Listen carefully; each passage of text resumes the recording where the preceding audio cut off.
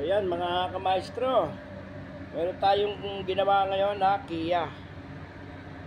Ano siya, full paint. May tama siya dito, konti lang naman. So yan, kaya mabilis nating ginawa. Pang 3 araw siya ngayon mga kamaestro. Paikot yan. Maliliit lang yung mga tama niya. Yan, yung may mga primer na yan, yan yung ating mga minasilyahan. So, yan. Dito sa kanyang likuran. Yan. Ano siya mga kamaestro, Kia 2012 model. Yung iba naman niya, may mga crack siya, yung mga dating pintura pumutok.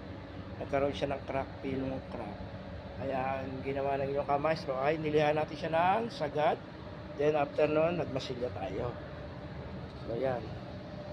Siding niya. Masilya pa siya. Sige po mga kamaestro. Till next video po tayo. Ang gagawin po natin ngayon dyan is malinis na natin siya. Papahiram muna natin siya ng degreaser. Yung tinatawag na anti-silicone para lang makasiguro tayo na okay yung kapit ng ating pipinturahan. Sige po, panoorin nyo na lang po yung susunod natin gagawin. Punasan na natin siya mga kamaestro ng degreaser. Kaya po natin siya ng degreaser. Kaya natin siya ng degreaser kasama yung tissue. Tissue po natin yung degreaser.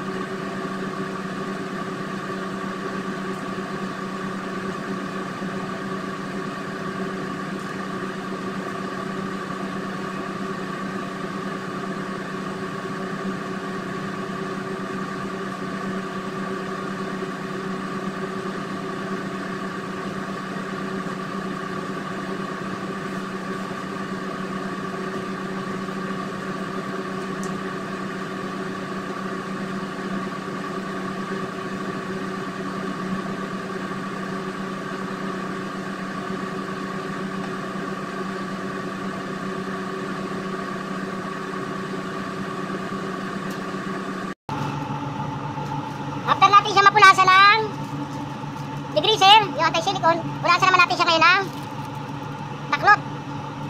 Ito isang uri ng basahan na malagkit para makuha niya yung mga magpilong alikabok. Kaya siya malagkit para kumapit yung mga alikabok dito. Tawag po dyan taklot.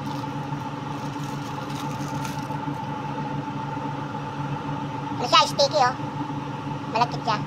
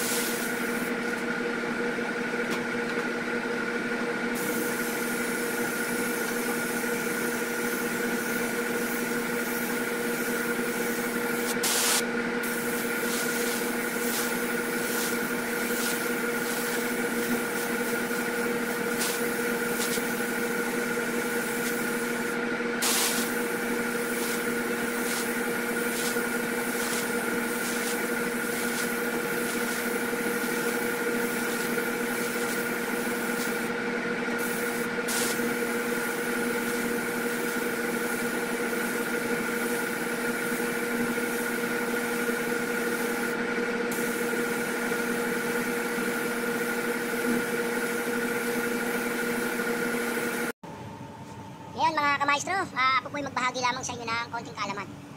After po natin magpondo ng tatlong full coat na silver, base coat metallic silver, ayan. Natuyo siya, atin po siyang tinignan yung mga butas. Nakikita niyo po yan, binilugan po natin siya. Kaya po binilugan ng ganyan, ibig sabihin tattat ng butas. So, ayan, makikita niyo, ayan. Puro butas yan, maliliit na butas yan. Ayan, liliyahin natin siya ng 600. Numero 600 para masilyahan natin siya ng manipis. Yan yung mga single na butas lang, tinuldukan lang natin siya mga kamaestro. Kaya kung mapapansin niyo, tinuldukan natin siya ng pentel pen. Ayan, meron pa oh. Ayan, ayan, butas yan. Ayan mga kamaestro. Ganyan po kaselan ang metallic silver. Ayan po siya kaselan. Tuldok lang ang karayom. Kitang-kita yung kanyang butas. So, ganyan po ginawa natin. Chinekan po natin mabuti yung kanyang body. Tingnan po natin lahat.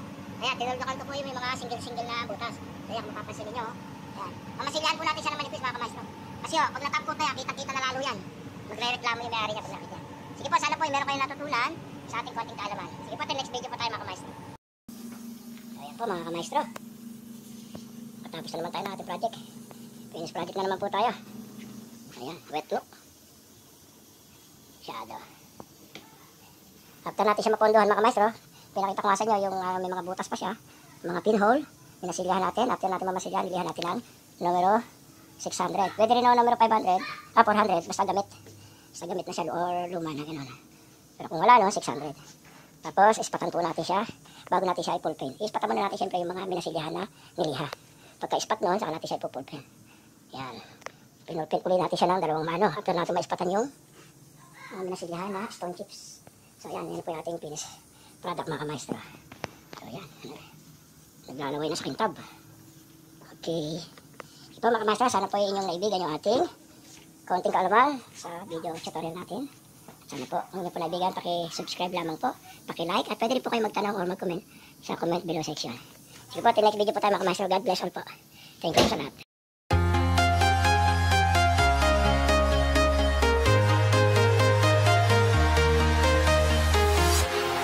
Walking